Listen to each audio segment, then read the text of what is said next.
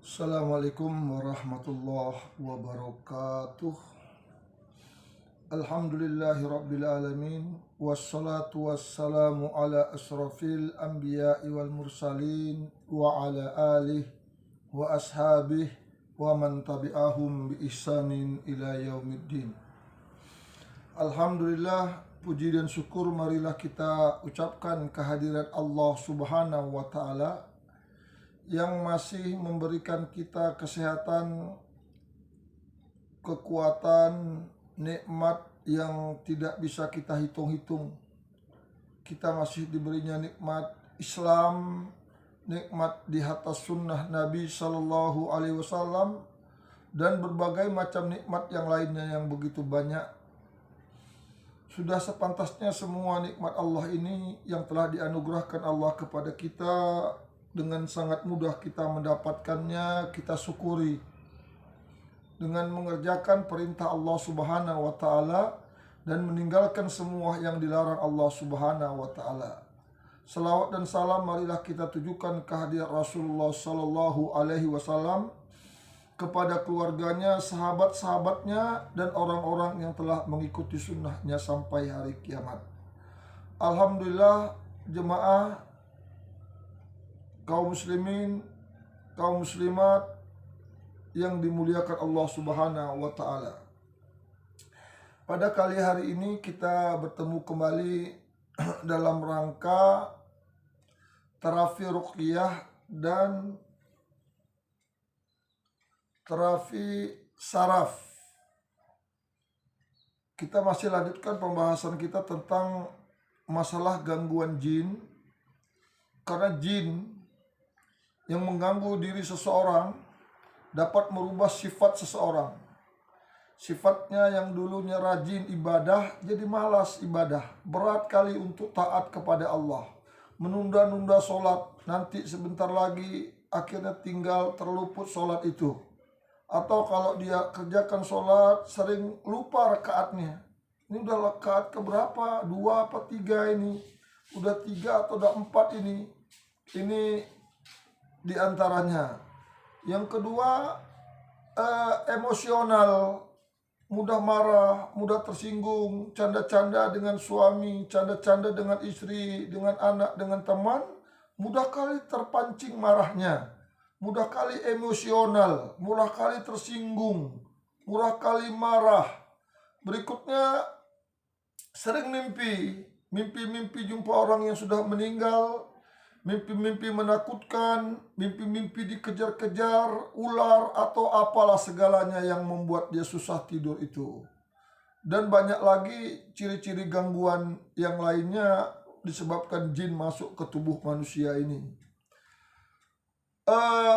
Kadang kalau berlarut-larut atau salah terapi, salah pengobatan dengan datang ke dukun, datang ke orang pintar, datang ke paranormal, ini bukan solusi. Karena ini perbuatan yang dilarang oleh Allah Subhanahu wa taala, dilarang oleh Nabi kita Muhammad sallallahu alaihi wasallam. Semua perbuatan yang dilarang Allah, semua perbuatan yang dilarang Nabi itu tidak akan baik, tidak akan menjadi obat, tidak akan menjadi penyelesaian bagi kehidupan kita dan menjadi penyelesaian bagi kehidupan di akhirat kita nanti. Ingat, semua yang dilarang Allah, semua yang dilarang Nabi itu membahayakan kita. Jadi tidak ada obat, tidak ada pengobatan dengan cara yang dilarang Allah, dengan cara yang dilarang Nabi, baik caranya yang dilarang, baik bahannya yang dilarang, jenis obat yang terlarang. Misalnya ada orang mengatakan ini obatnya adalah buah mangga misalnya, tapi buah mangga ini nggak boleh dibeli, nggak boleh diminta. Bagaimana untuk mendapatkannya? Pasti nyolong, nyuri. Ini dilarang. Jadi jangan berobat dengan cara yang haram atau benda-benda yang haram. Atau ada orang yang mengatakan ini obatnya makan daging hati kodok misalnya, hati babi misalnya. Ini kalau dimakan pasti sembuh. Nah, jangan, nggak ada jaminan yang dilarang Nabi, yang dilarang Allah itu menyembuhkan, tidak ada. Jadi semua yang dilarang Allah, yang dilarang Nabi dijauhi, jangan digunakan sebagai obat. Pendengar yang dimuliakan oleh Allah Subhanahu wa taala, Maka pada kesempatan kali ini kita akan sampaikan pengobatan yang selalu sering eh, oyong. Oyong ini pitam. Sering merasa lihat mudah jatuh atau oyong kalau bahasa Jawanya disebut semaput, sering nggak enak di pendirian, oyong, nggak bisa tahan lama, tiba-tiba oyong mau jatuh. Maka ini solusinya yang akan kita bahas pada kesempatan ini. Kalau penyakit oyong atau pitam bertahun-tahun sudah diberikan obat medis tapi tidak kurang penyembuhannya, maka ini solusinya selain kita telah ruqyah mandiri, kita buat ruqyah mandiri, sudah kita minum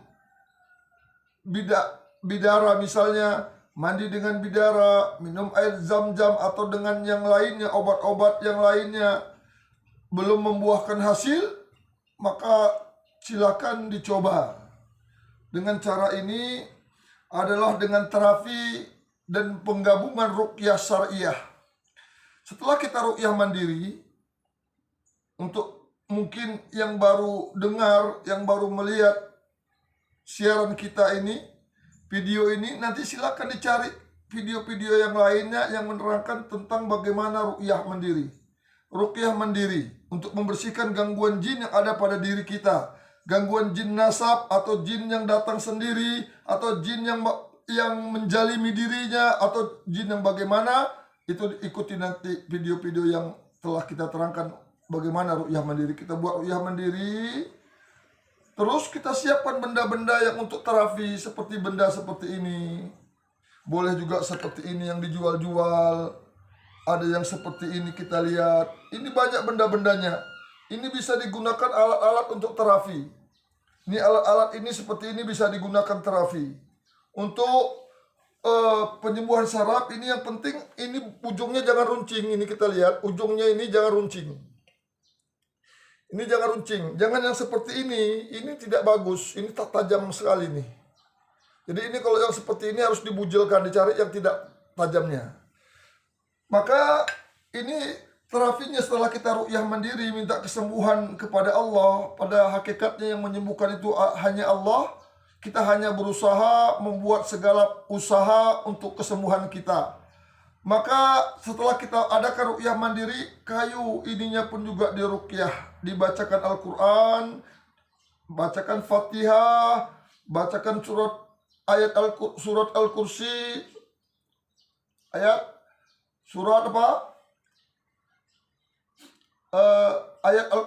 surat kursi surat Al-Baqarah, atau dalam surat-surat yang lainnya yang mana kita hafal, ini dapat kita doakan kepada Allah. Ayat kursi, surah Al-Baqarah, dan surat-surat lainnya, dengan berdoa kepada Allah setelah membaca Al-Quran tersebut. Ya Allah ya Rahman, ya Allah yang maha perkasa, ya Allah yang maha menyembuhkan, jadikanlah alat kusuk ini, jadikanlah bacaan Quranku, menjadikan alat kusuk ini menjadi alat yang sangat ampuh, alat yang sangat canggih untuk membersihkan semua penyakitku ya Allah. Jika penyakitku disebabkan oleh jin, gangguan jin, pengaruh jin yang menghalangi kesembuhanku ya Allah, pengaruh jin yang menyakiti diriku ya Allah, jadikanlah bacaan Quranku menjadikan alat kusuk ini membersihkan semua penyakit-penyakitku, membersihkan semua jin-jin yang mengganggu di tubuhku. Jadikanlah jin-jin ini bersih apabila alat ini kukusukkan di kakiku ya Allah. Dimbus. Setelah dimbus, kalau dia sering oyong, sering pitam, maka yang dikusuk adalah sebelah sini. Maaf, ini kita naikkan sedikit nih. Ini. Di antara jentiknya ini dikusuk nih, diterapi seperti ini. Ditekan ini pelan-pelan, ini sakit. Kalau orang yang sering oyong, sering ditekan sakit seperti ini. Sakit ditekan, tekan. Jangan dipusing-pusing gini. Kalau dipusing-pusing yang ini yang luka. Jadi ini ditekan-tekan aja, ditekan ini. Ini untuk terapi yang sering oyong.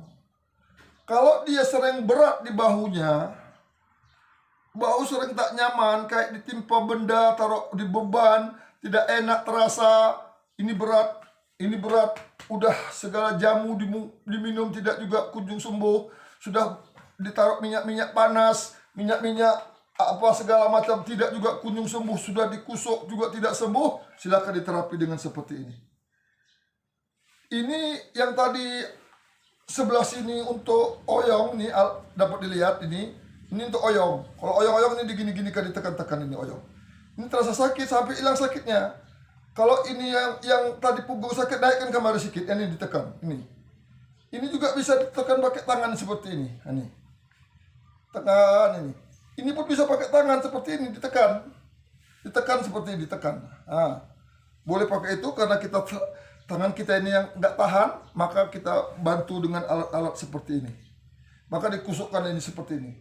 Yang bahu-bahunya kurang nyaman, bahu-bahunya kurang enak, berat, terasa ini ya. Ini dulu. Sampai hilang. 1 kali, 2 kali, 5 menit. 2 hari sekali, 5 menit, 3 hari sekali. Silahkan dicoba sampai bahunya ini hilang. Makin lama, penyakit yang di sini sakitnya makin berkurang, penyakitnya pun akan hilang. Semoga yang mencoba Allah mudahkan kesembuhannya, dan banyak-banyak berdoa. Hakikat kesembuhan itu dari Allah Subhanahu wa Ta'ala. Ini merupakan salah satu cara untuk kesembuhan perawatan diri kita yang diserang penyakit, baik penyakitnya itu penyakit medis maupun penyakit non medis. Demikian yang dapat kita sampaikan. Semoga video ini ada manfaatnya. Kepada Allah kita mohon ampun. Assalamualaikum warahmatullahi wabarakatuh.